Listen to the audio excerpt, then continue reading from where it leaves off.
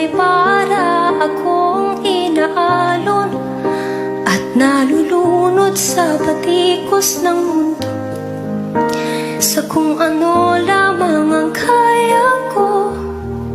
Gaan ang boses, no?